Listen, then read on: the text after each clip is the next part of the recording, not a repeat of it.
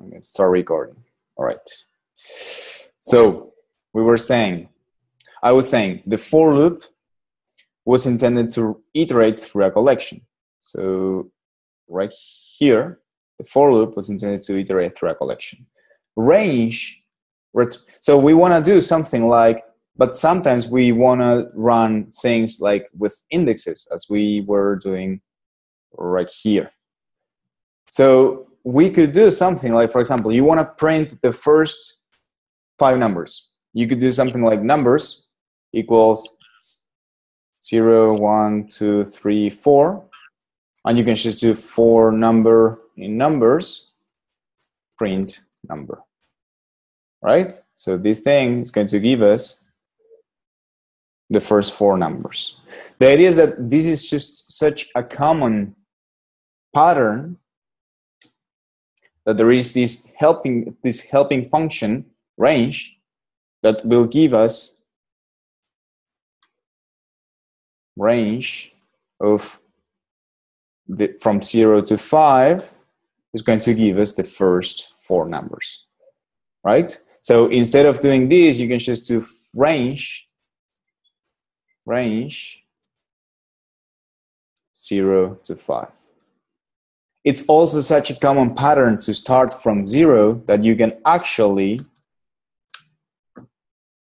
drop the first, like the starting point, and by default it's going to be 0. So that's why we do for number in range 5. Make sense?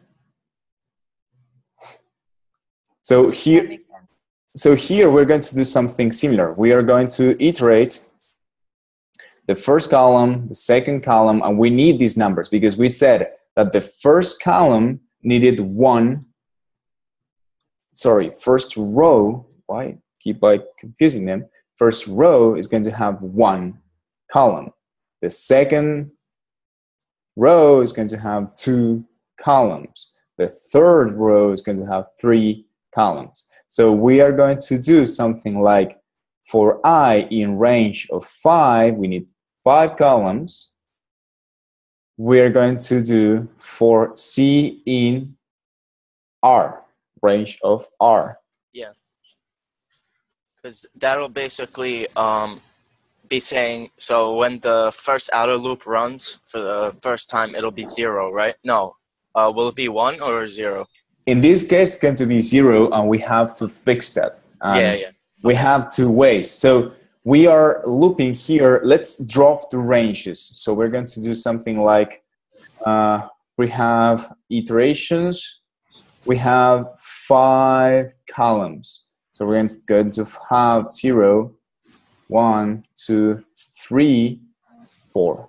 So here we're going to loop through iterations, and here I'm going to put an I. So for I in iterations, we're going to do the first iteration, we need to print 1 star. So we're going to do I plus 1. Makes sense. But of course, we don't need to do this complex thing, and we can just do,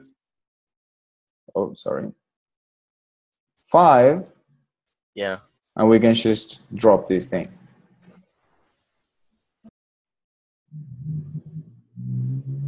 And here, of course, we need, every time the row is not just these columns, but we need to add a new line character. So our last step after putting all the stars in the row, the last step is to put the new line character. So we're going to do row plus equal the new line character. And finally, we can print the row. Oh, I don't need, let me just remove this to make it easier. So if I run this, let me see if it works. I have the same pyramid, right? So we're going iterations, we're going through the first iteration, or let's say rows. It makes sense to put rows here. So first row, we're going to create an empty string row, and we are going to iterate the number of times equals to the number of columns. So this was the first row. We're going to iterate just once. One row, we're out, we printed this thing. We keep looping. Second time. How many times are we going to iterate here? Twice. Twice, exactly. Two things, we're out. Make sense? Yes. How does Santiago, I have a question. Yeah, go ahead. When do we need to add the /n to move into to create a new row? Like now it is iterating, right? That's why. What? Sorry. Like when do we need the /n to move to a new line? The print, yeah, I added first, but the print statement adds a new line character at the end automatically, so we do not need it when we're printing. When we will need to create the actual box by itself, we will need it because we are going to return just all this thing. In this case, is as soon as we build one row, we print it out and we forget, and that printed out will append the new line character by itself. Oh, okay. So if we create a function, we cannot do print. We will use return, right? Yep, exactly. And you will have to. Time we have to do the n. Yep, exactly. Because you have to build the entire thing, and the entire thing means after each row, you need to put the new line character to move from here to here. Yes, yes. Okay, thank you. So we said that iterating through numbers was a common pattern, and we have that in the range function. So instead of building this thing manually, we can just do something like range from 1. We want to start, in this case, from 1, and we're going to move to, we want to move to 5, but the limit, the upper limit is not included. So if we do range from 1 to 6, we're going to have 1, 2, 3, 4, 5.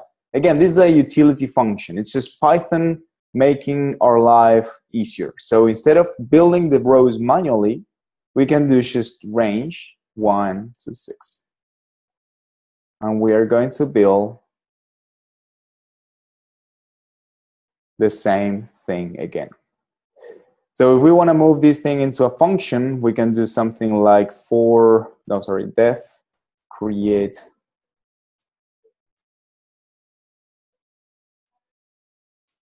parameter is written this way, right? Yeah. Thanks. Pyramid, and we're going to do and in this case we have to return the entire thing. So we're going to first create our pyramid outside. It's going to be this huge string, right? We're going to start with an empty string. The first iteration, we're going to construct one row from this pyramid. We're going to create the column. So we're here. We're going to create the first column right here. And we need to add the new line character. So we're moved down here. So after this, we're going to do row plus equals the new line character. And finally, we're going to add, in this case, maybe it's going to be better explained this way. We're going to start the for loop. We're going to start with an empty pyramid. We're going to start with an empty row. Empty pyramid, empty row. The first time we run it, empty row, we're going to add just 1 star to a row, 1 star. Plus, when we are done, the new line character. So we are here. We add here the new line character. After we are done with this body, before start a second iteration, before building the second row, we have to move this row to the pyramid. We have to add this row to the pyramid, right? We're going to basically do something like cutting this thing, pasting it right here, so we start fresh with a new row, for the second iteration. So that process is basically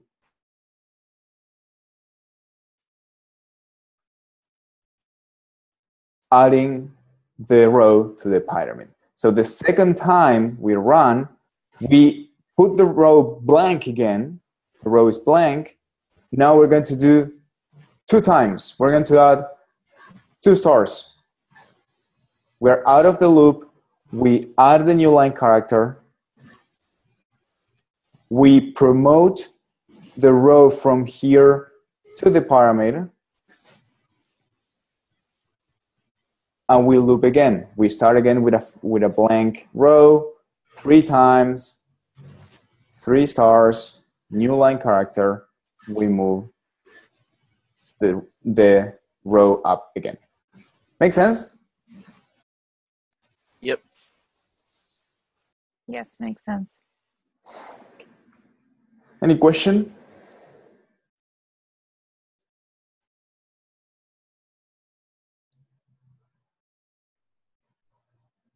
Nope. So here you would, at the end, you would just return pyramid, right? Because Oh, everything's yeah. Yes. stored there. So, okay. Just checking, making sure. No, thank you, because I forgot. So one thing you guys can do now, it's inverted pyramid, is instead of having the 1, 2, 3, 4, 5, have something like 5, 4, 3, 2, 1. Right? If we think about it, I mean, actually, I'm not going to say anything else. Something else for you guys to do. So, how are you guys feeling about these nested loops? Modison, do they make more sense? Yes. What But I like did, you said, I need to practice a lot to get it like stuck in my mind. You know what I mean? yep, and I will work on it. And seriously, it's simple in terms of it's not like a fancy feature, it's just a for loop. But what makes them complicated is that you have so many repetitions, right? And it's a good thing just to follow it. You know, a piece of paper, a pen. Let's see how this algorithm is behaving step by step. I'm following it step by step. Even if I have to write an entire page with stars, I don't know, I follow it until it makes sense. What I could do here is, if you guys don't have any other conceptual question, I could leave you to do more practice. Maybe this is a good, where is it?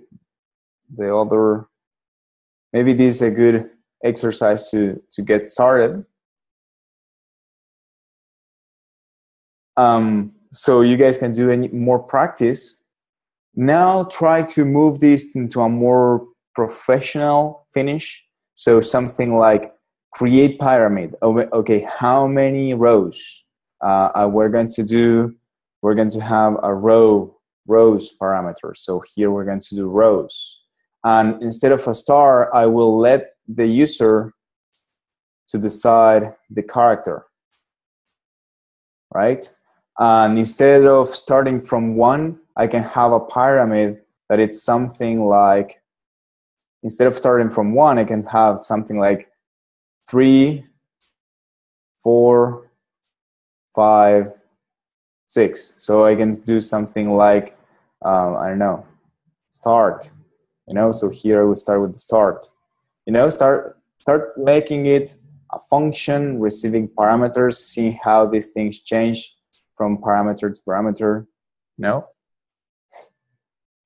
Yeah, and then at the end, like if we do that and we want to test it, we can just put like, we could call the function, give it some parameters to run, and then print just to make sure that we get the correct result.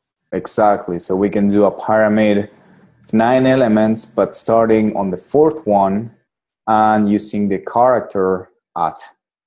Yeah. And we can print this pyramid. is it going to get confused because there's two, since you return pyramid, or is that because it's outside the function, so it's all right? It's all right. The variable that you create inside the function is dead after the function is executed. It's just it's called local scope, and the idea is that we're going to talk more about that on Wednesday. Okay. But basically, the scope of this variable is just the function. Okay. So again, I don't have this class plan. This is what I believe, and I encourage you guys to let me know what you think. It's maybe a good idea for you to go do some practice, and we can do something else after, like in a few hours, if you still have questions. Make sense? Yeah. I think it's good to get some practice in. All right. Modison, Tracy. Hey, Rahul. Muhammad. Hello, guys. I didn't see you. Hey, Yeah, Sandy. it sounds good here. Modison. Yes. Cool. All right. So I will post this short recording right now. It should be uploaded to YouTube pretty quickly. Just, I don't know, think if you guys need any more help. Okay. Thank you for going through it. No problem. You guys have these things that I wrote right here. They are poorly written. I did it really quickly, but just. This is on your GitHub? Yep, I posted it on Slack. on our channel. Yeah, right there. Okay. All right. See you in a few, I guess. All right. Thank you. Bye. Thank Okay. you. Thank you, Santiago. Bye. Uh. Thank you. You're welcome.